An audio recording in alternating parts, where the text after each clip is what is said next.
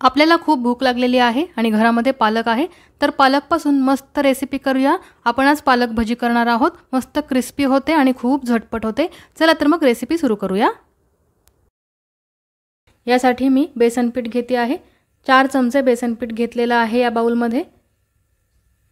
आता याच्यामध्ये चवीनुसार मीठ टाकून घेऊया।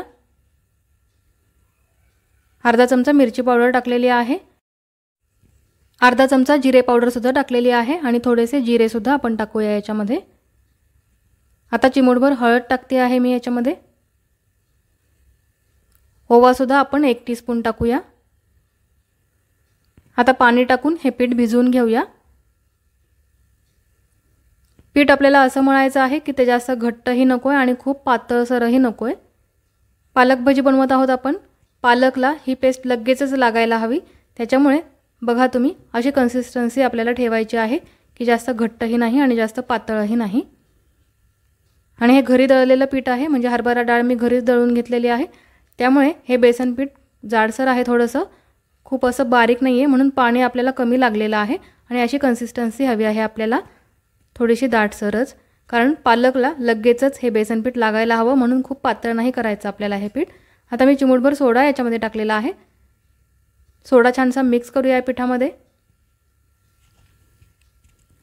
आणि हे पीठ मी भिजवत वगैरे ठेवलेलं नाही, सगळं मिक्स केलेलं आहे एकत्रच। लगेचच आपण सोडाही टाकलेला आहे आणि आता आपण भजी बनवायला घेणार आहोत।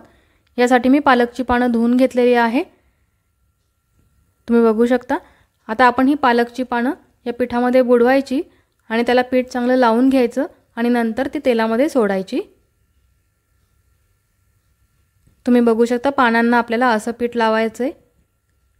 पीठ खूप पातळ केलं ना की पानांना पीठ लागत नाही, म्हणून असं थोडंसं घट्ट पीठ मी केलेलं आहे आणि पीठ अगदी व्यवस्थित पानाला लावलेलं आहे।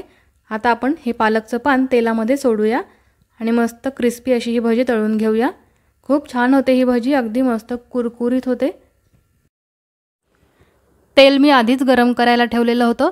तेल चांगलं गरम झाल्यानंतर आपण याच्यामध्ये पालकची भजी सोडायची आहे आणि नंतर गॅसची फ्लेम मीडियम ठेवून ही भजी तळून घ्यायची आहे। आणि पालक भजी तळताना आहे ना, गॅसची फ्लेम आपल्याला मीडियम ठेवायची आहे। गॅसची फ्लेम हाय ठेवायची नाही, नाहीतर भजी ही पटपट तळली जाते आणि नंतर ती नरम पडते। त्यामुळे गॅसची फ्लेम मीडियम ठेवायची आणि मस्त कुरकुरीत अशी ही भजी तळून घ्यायची। खूप मस्त लागतात कुरकुरीत भजी खायला।